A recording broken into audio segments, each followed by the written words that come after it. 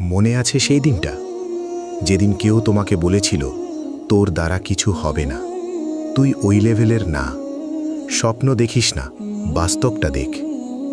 সেই কথাগুলো তুমি হয়তো হেসে উড়িয়ে দিয়েছিলে, কিন্তু ভেতরে ভেতরে সেটা তোমাকে কেটেছিল। অপমানের শব্দ বাইরে শোনা যায়, কিন্তু তার প্রতিধ্বনি ভেতরে বাজতে থাকে বহু বছর। তুমি চুপ ছিলে, কারণ তখন তোমার কাছে প্রমাণ ছিল না, ছিল শুধু স্বপ্ন।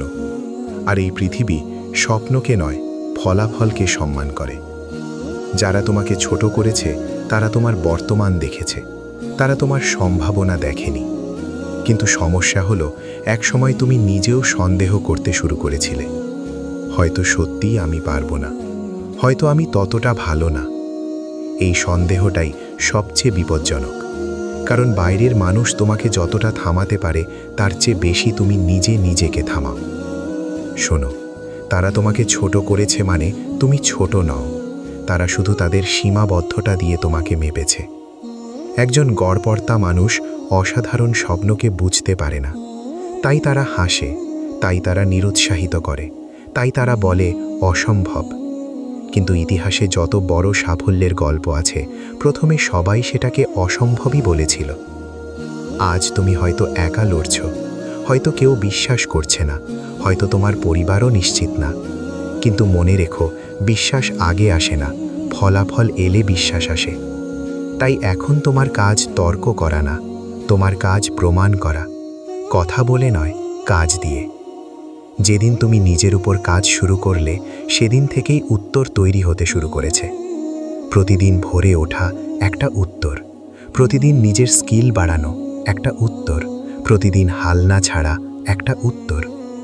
অপমানকে রাগে পরিণত করো না, ওটাকে জ্বালানিতে পরিণত করো, কারণ রাগ ধ্বংস করে, কিন্তু ফোকাস তৈরি করে সাম্রাজ্য।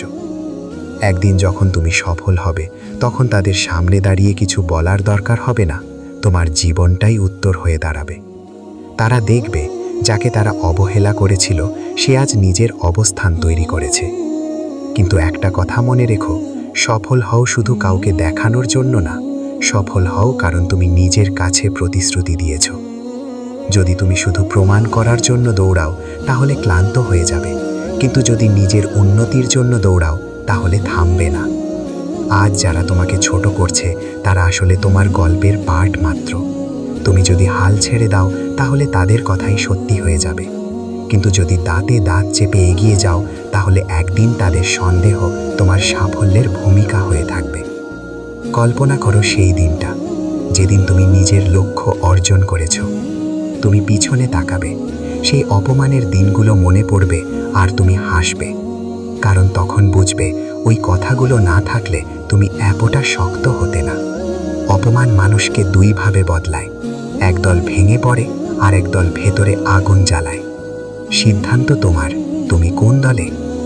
আজ থেকে একটা সিদ্ধান্ত নাও, তুমি আর নিজেকে ছোট ভাববে না।